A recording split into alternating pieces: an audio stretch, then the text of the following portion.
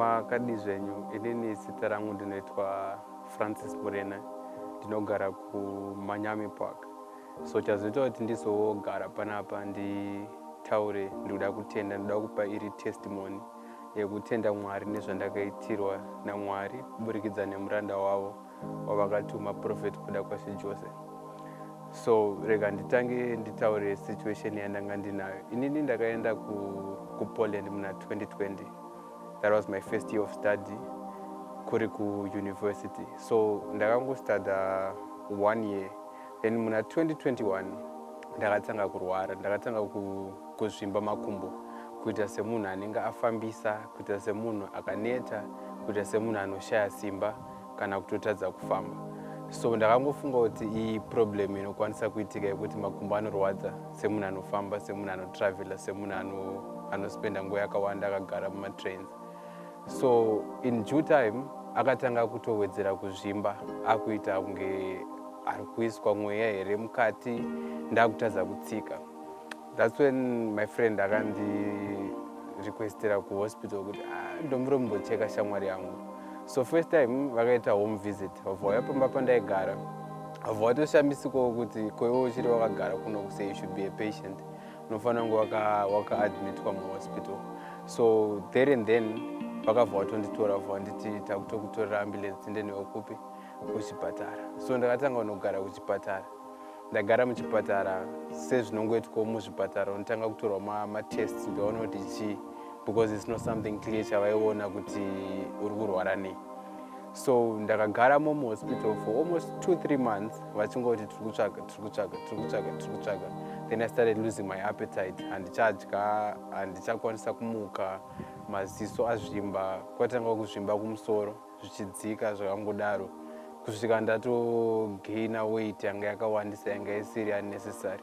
Ndatanga kuaccumulate mafluids mumuviri, chaya zvokuti unoita kunge munhu awedzerwa mweya mukati meskin, zvokuti waiti ukabaya skin yangu chaiwo paitosara paine gomba kuita kunge munhu akacherwa. Then in time wozoita sei yozodzokera yoita normal. So vatraya kurapa, ndaiswa madrip zvikanzi ropa ishoma, ndikawedzerwa almost 4 pints. Ndatowedzerwa 4 pints because vaiti maximum yemunhu should be from 4 to 5.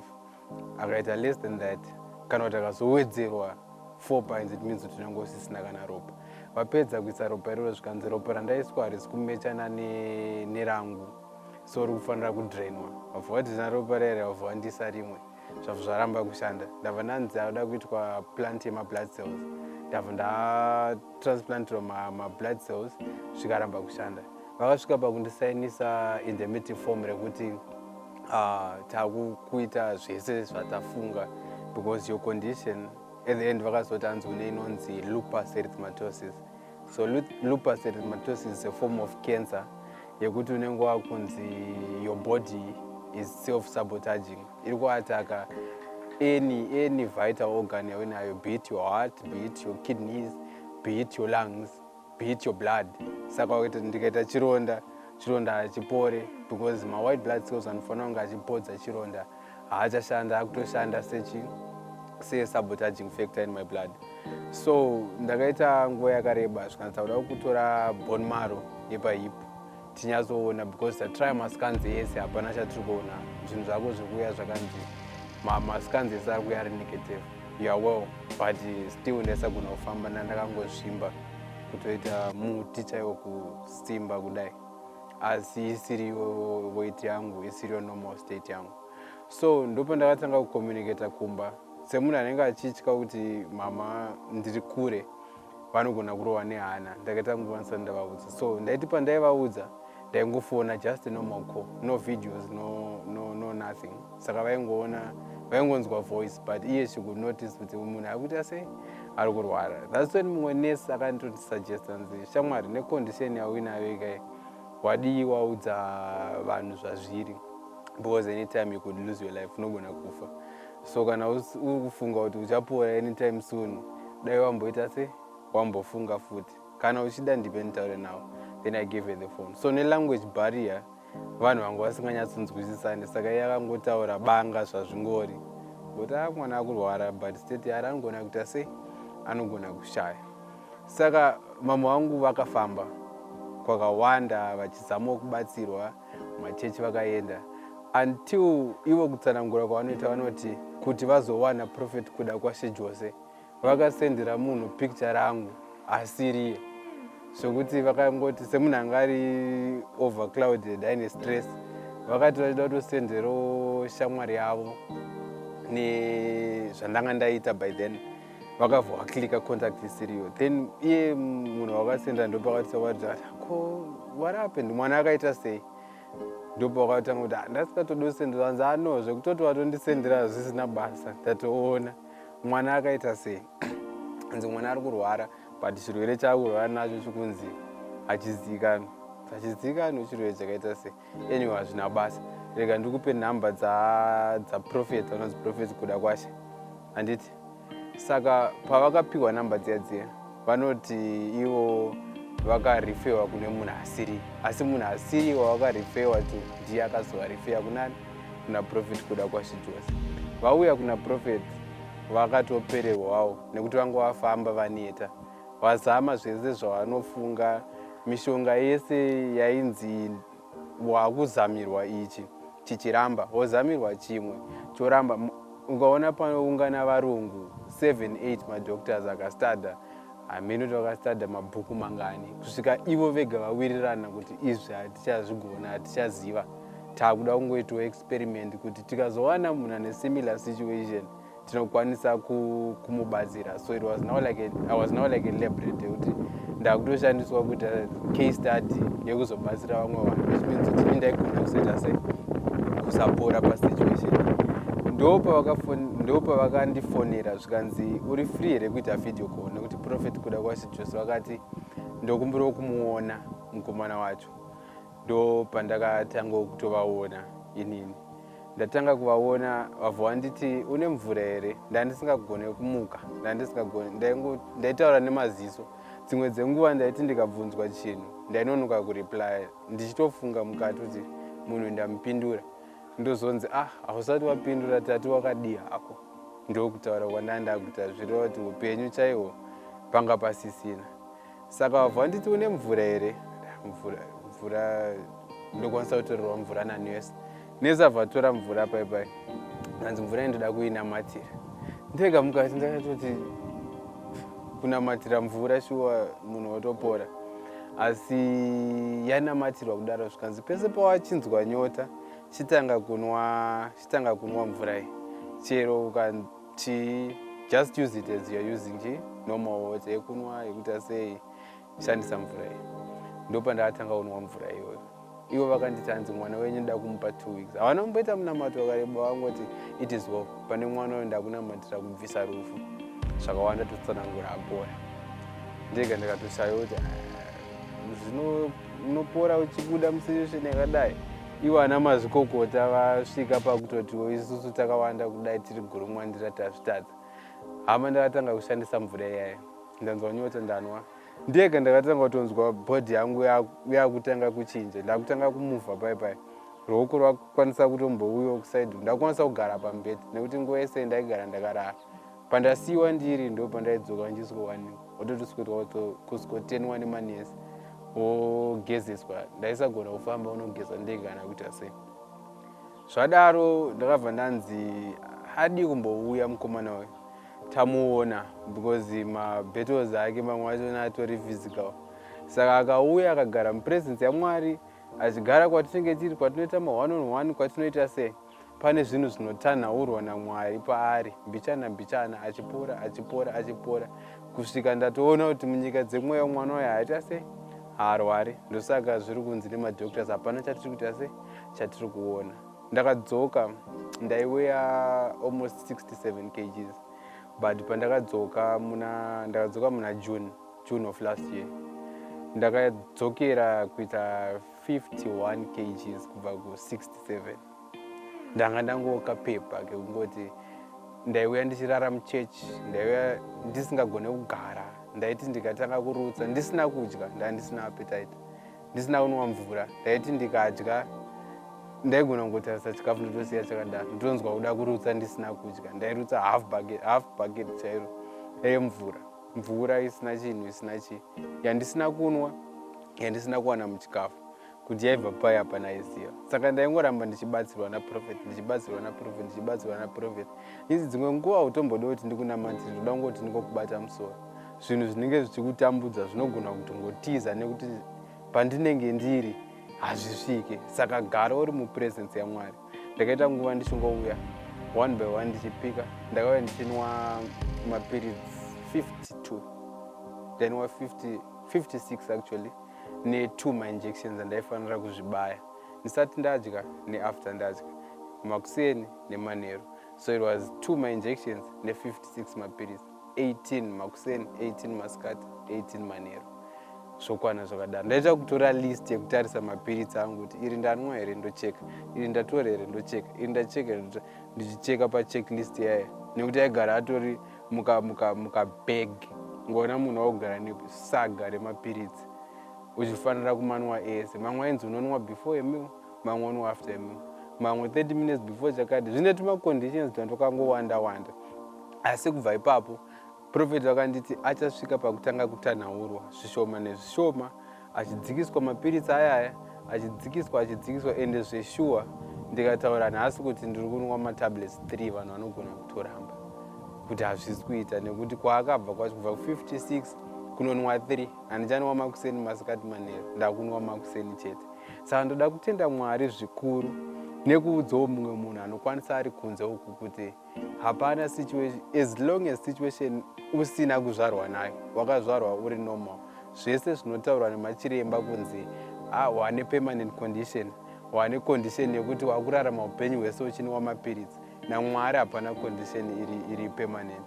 Nemutumwa akatumwa naMwari uyu hapana condition inonzi iyi kwaari haiperi, nekuti zvaanopedza inini ndega ndinosvika pakupupura kuti kwandakabviswa chaiko kwanga kuri kumarinda, kwanga kuri kure, zvekuti vakatozoti pava paya wabva wazoti uyu mwana uyu ndakutofamba ndakumhanya zvinowa njanji kudai, ndopanonzi taifanira kunge takatambira riri shoko tisina kutambira munhu paairport, takatambira shoko rekungodzi nechitunha chenyu shoko nebhokisi ndozvamakatuma kuenda kunodzidza izvo, mwana akapararira musango.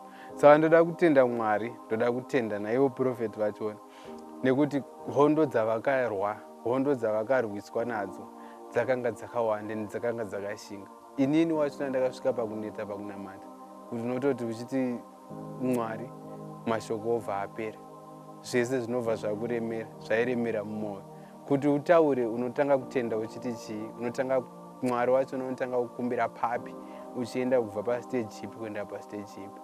Zvakaramba, asi nhasi ndoda kupupura kunaka kwaMwari, ndoda kupupura kuponeswa. Ezvino ndasimba, ndadzokera, ndamunhu anodya, ndane appetite, ndane zvose.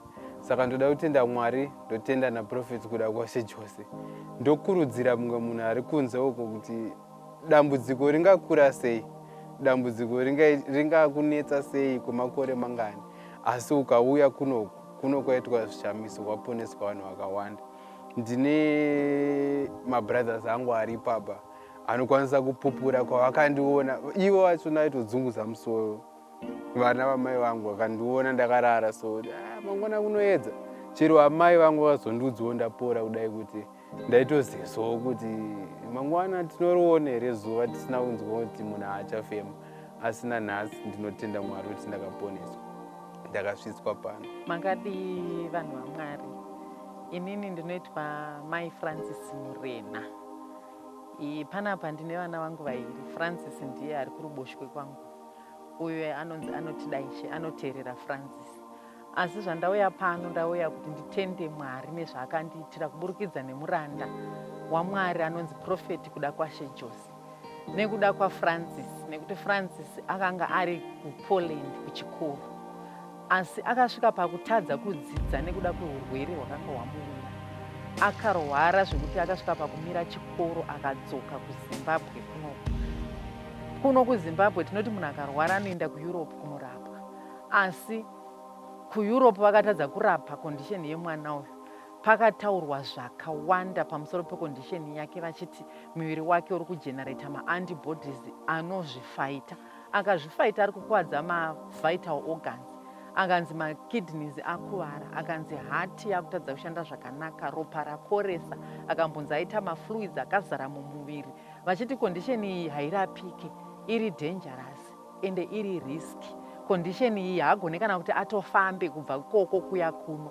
Asi kuburikidza nenyasha ndanamatirwa nemuprofita, zuva randakatanga kusangana nemuprofita, mwana uyu akanamatirwa mvura, akanga akazvimba panguva iyoyo ari muchipatara, asingagoni kufamba, asingagoni kumuka, asina chaaigona kuita. Ini ndakanga ndatongotarisira kuti apa ndogona kungonzi mwana afa, nekuti zvakanga zvisina kupfava, zvaive zvakaoma zvandaenda ndakatarisana nazvo. Asi pakangonamatirwa mvura mwana uyu akatanga kuserera mazuva 3. Mushure mekunge muprofita angotaura kuti ndokupai masvondo mairi, asi nekuda kwenyasha dzaMwari masvondo mairi akasarawo kwana, mwana atoserera. Asi nekuti Satani anoramba achirwisa, mwana akatanga futi kuzorwara imwe nguva.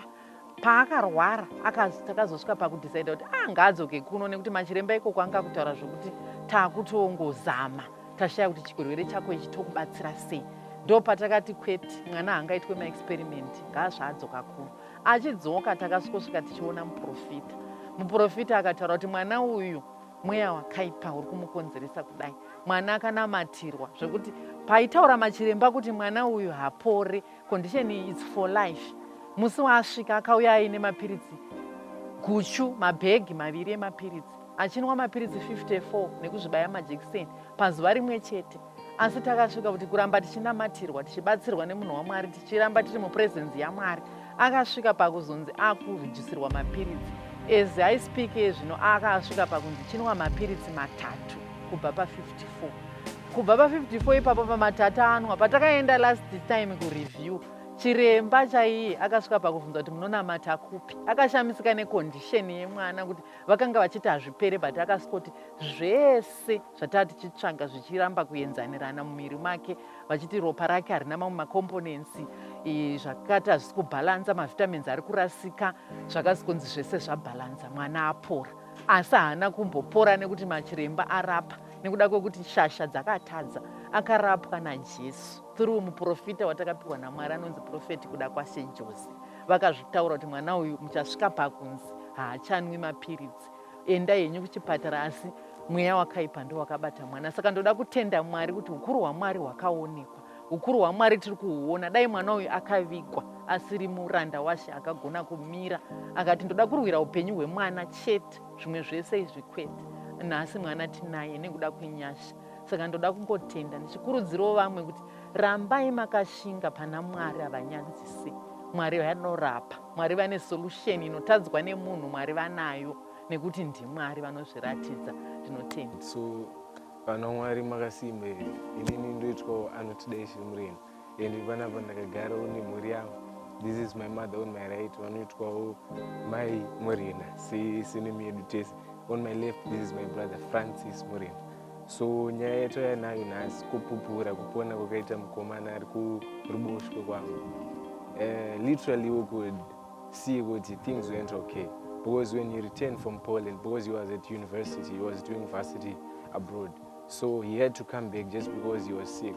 So when he came back, you would literally see that things went okay, because at times aisatogona kana not good, aisatodya. So you would literally try to kuti kumbatsira kuti adye and everything else, but you could see kuti no, zvinasitomboita, everything wasn't even okay. Aitorutsa mvura inosvika kana half jug chaiyo, but iye anenge asina kana kutombonwa mvura. So you would see kuti this is mysterious, because zvinhu zvekuti you would know kuti no, apa haana kutombodya, haana kunwa, but aitorutsa mvura. So you would wonder kuti how is this happening, but these were evil spirits. But nekuda kwaMwari, nekuda kuti takazosanganawo nemuranda waMwari, ndiye akazoita kuti mukomana aponeswe, because he had to come back from university. So you could literally ask yourself, how can someone who is in university come back just because he's sick? Why could they not just try and have medical tests on him when he's abroad? Because on Azhinji, the mentality is Europe ndokunorapwa vanhu and everything else, but those specialists who are in Europe are the ones who say no, this is a something we haven't even met before. This is something we haven't seen before. So akatodzoka kuno nekuda kwaMwari mukomana akaponeswa, and we are very happy kupupura kuti no, we are here together, because dai pambasina kuti Mwari akamurangarira, probably we could be talking about something else. So tongoda kukurudzirana kuti ramai muchinamata, muranda waMwari ariko, munokwanisa kumuchiona, and Mwari zveshuwa ariko, anoponesa. Tiri kupa chipupuro chedu pano nhasi.